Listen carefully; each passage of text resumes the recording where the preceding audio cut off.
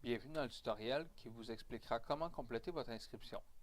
Tout d'abord, rendez-vous dans la page d'inscription de l'événement. Vous tomberez sur une page comme celle-ci. Vous y verrez le logo ainsi que le nom de l'événement. C'est aussi indiqué l'endroit et la date en plus d'afficher l'emplacement sur Google Maps lorsque vous descendez dans la page.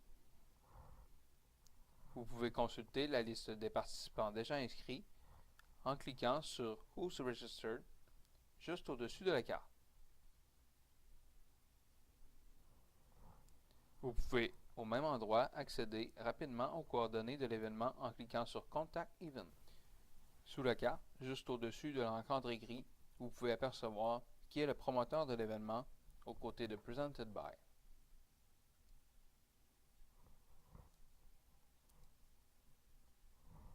Dans l'encadré gris est indiqué jusqu'à quand les prix affichés sont en vigueur, ainsi que la date de fermeture des inscriptions en ligne.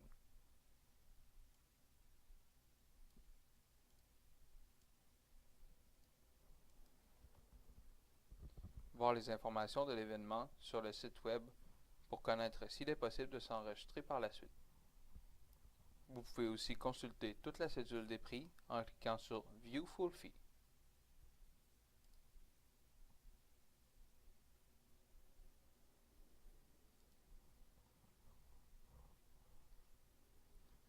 Dans le tableau Select Your Category, vous y trouverez toutes les distances possibles de s'inscrire. La colonne Category représente le nom de chaque distance. La colonne Distance représente la distance à parcourir. La colonne Start représente l'heure de départ prévue.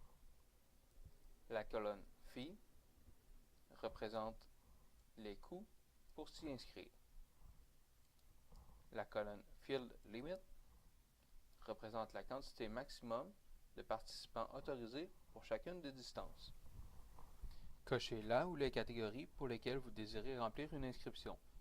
Pour l'exemple, je vais remplir deux inscriptions différentes en même temps.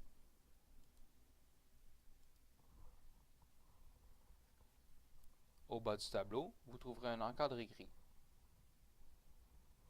Dans cet encadré, vous trouverez deux boutons. Le premier, Register with a RunReg account, vous permet de vous inscrire avec vos informations déjà entrées. Si vous avez au préalable créé un compte RunReg. Si vous risquez de vous inscrire souvent aux événements organisés par ou en collaboration avec nous, il serait favorable pour vous de vous créer un compte et ainsi ne pas avoir à entrer vos coordonnées à chaque fois. Si vous désirez faire ceci, vous le pourrez après avoir entré vos coordonnées plus tard dans l'inscription. Le deuxième bouton vous permet de vous inscrire sans créer de compte. Cliquez alors sur Register without a login. Notez que sous l'encadré, vous y apercevrez la section Event Notes. Ceci comporte des informations supplémentaires que le promoteur désire partager avec vous.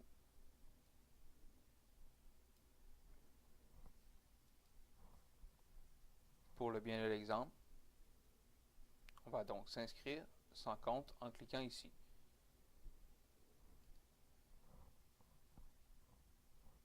Ceci vous mène vers la section Coordonnées du participant. Si votre navigateur Internet est configuré en français, les informations demandées dans cette page s'afficheront en français. Dans le cas contraire, elles s'afficheront en anglais.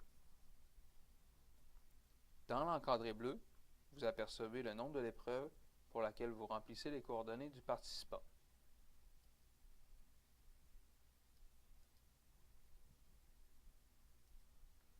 Donc, entrez vos coordonnées.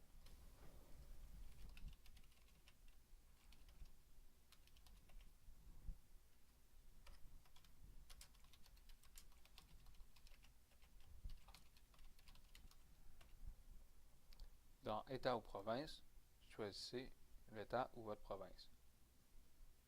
L'ordre est alphabétique. Si vous venez de l'extérieur des États-Unis ou du Canada, choisissez Outside US and Canada.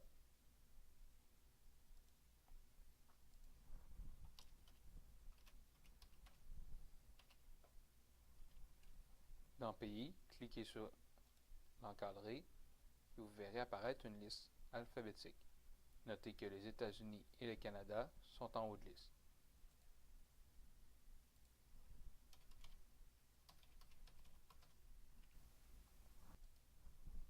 Entrez votre adresse courriel.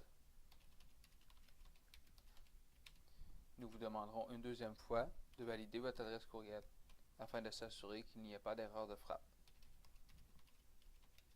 C'est avec celle-ci que nous vous contacterons. Entrez votre date de naissance en choisissant le mois, le jour et l'année. Dans la section genre, vous avez le choix entre homme, femme ou si vous préférez ne pas répondre, cochez préfère ne pas répondre. Dépendamment des courses, nous vous contacterons afin de vous assigner dans la bonne catégorie pour le classement.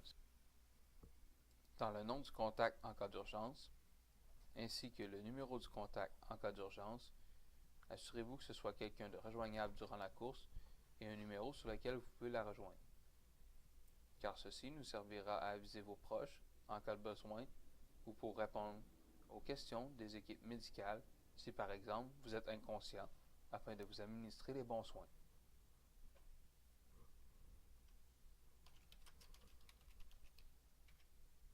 Idéalement, ici, vous entrez un numéro de cellulaire.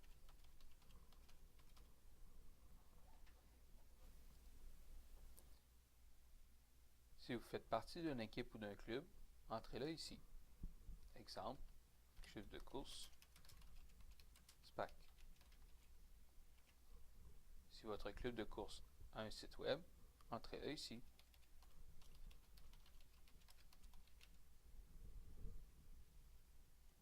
Dans la grande majorité des cas, dans les courses amateurs, vous n'écrirez rien ici, et cette section ne s'affichera pas dans les résultats.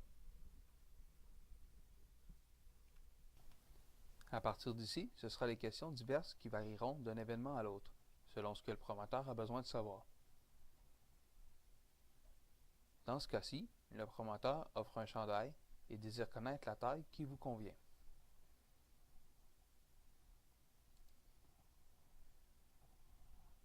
Ils ont aussi un défi entreprise pour lequel ils demandent l'entité que vous représentez si vous participez à celui-ci.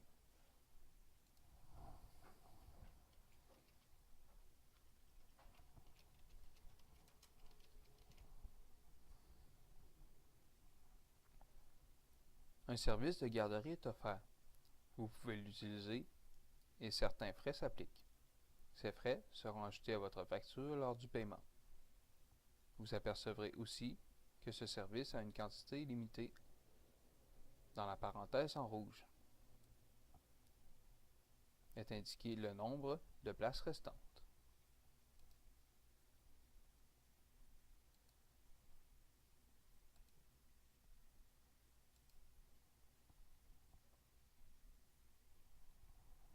Ils organisent aussi une campagne de financement pour soutenir une athlète locale qui se prépare pour les Olympiques de 2020. Vous pouvez choisir de faire un don et celui-ci s'ajoutera à votre facture lors du paiement. Ceci complète donc les informations de la première inscription. Pour la deuxième, vous pouvez copier l'adresse du nouvel utilisateur que vous venez de créer et de remplir juste en haut, si celle-ci est la même, afin d'éviter de remplir cette partie deux fois.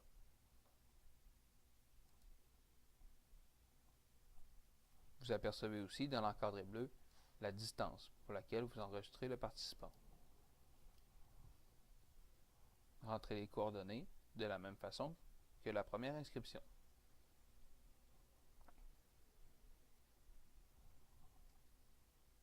Comme mentionné plus tôt, si vous désirez vous créer un compte RunReg, c'est ici que vous devez entrer votre nom d'utilisateur que vous désirez choisir et votre mot de passe. Nom d'utilisateur, mot de passe. Et on vous demande de reconfirmer le mot de passe pour éviter les erreurs de frappe. Ceci est optionnel et non obligatoire pour compléter l'inscription. Vous pouvez passer à la commande en cliquant sur « Valider la commande » ou encore ajouter un participant qui s'ajoutera directement à votre facture lorsque vous aurez complété son inscription.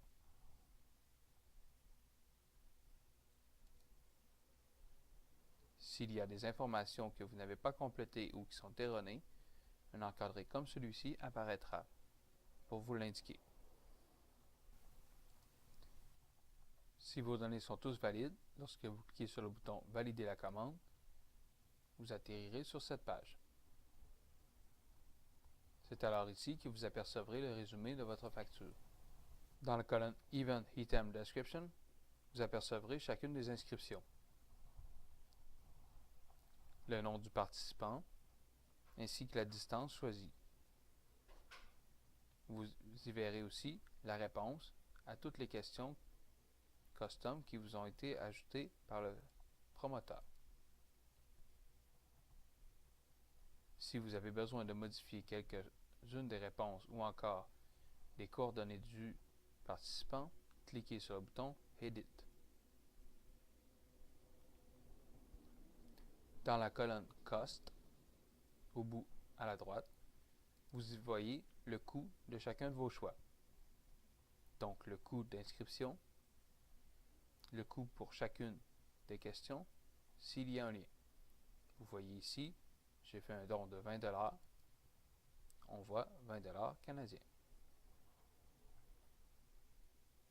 Au bas de toutes les inscriptions, vous y trouvez les taxes associées à chacune d'entre elles. Ce sont les taxes applicables par le promoteur.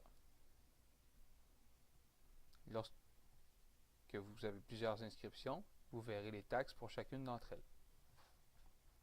Au bas de toutes les inscriptions, vous y trouverez Service Fee, qui représente les frais d'administration de la plateforme.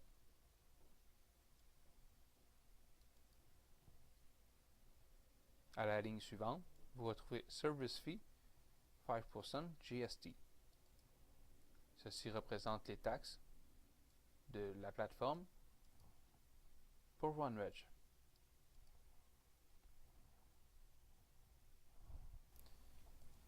Si vous avez reçu un code promotionnel, vous devez l'entrer dans l'encadré bleu à l'endroit indiqué Coupon de code et le valider en appuyant sur le bouton Reading.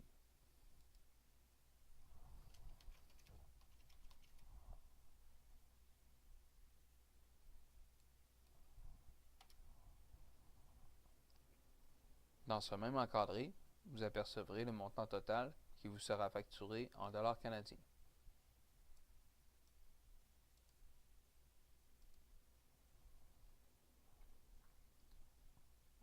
Après avoir validé les informations dans votre facture, vous devez cliquer sur le bouton vert au bas dans la section Checkout pour procéder au paiement.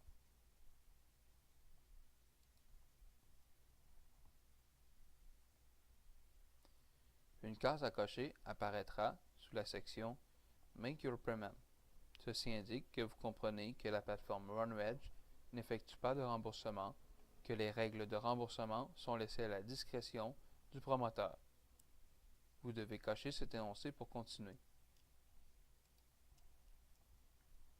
Vous avez alors le choix de payer avec votre compte PayPal, si c'est votre choix, en cliquant sur le bouton PayPal.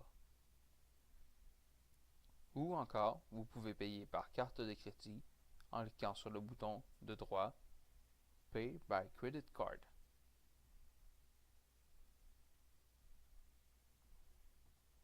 Si vous choisissez de payer par carte de crédit, une section s'ajoutera pour que vous entrez les coordonnées de votre carte.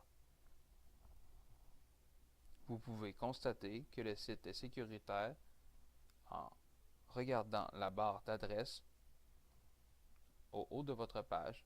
Vous pouvez constater la présence d'un petit cadenas fermé barré, ce qui indique que la page est sécurisée.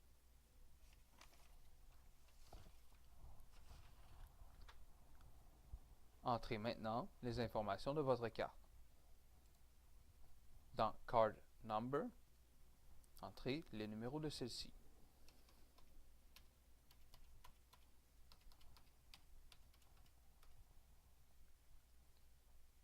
Sous Card Expiration, entrez le mois et l'année d'expiration de votre carte, en utilisant toujours deux chiffres pour désigner chacun d'entre eux.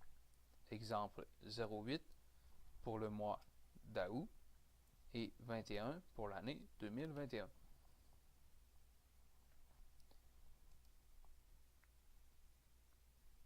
Sous Security Code, entrez les 3 petits chiffres que vous trouverez à l'arrière de votre carte, à la droite de votre signature. C'est ce qu'on appelle le CVV.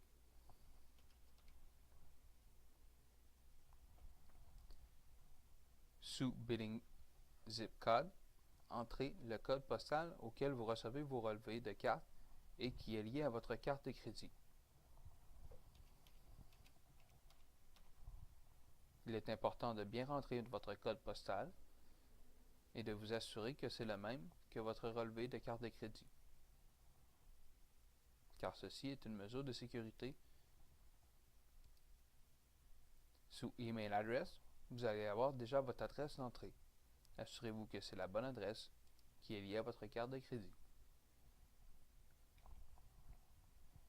Validez maintenant le paiement en cliquant sur le bouton vert, dans lequel est indiqué de nouveau le montant total de la facture. Lorsque vous avez cliqué sur ce bouton, votre inscription est alors complète et vous recevrez par courriel une confirmation.